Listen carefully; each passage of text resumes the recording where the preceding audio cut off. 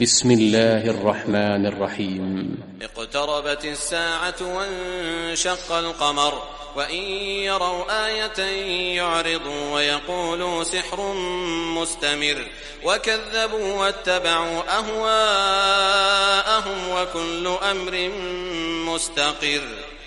ولقد جاءهم من الأنباء ما فيه مزدجر حكمة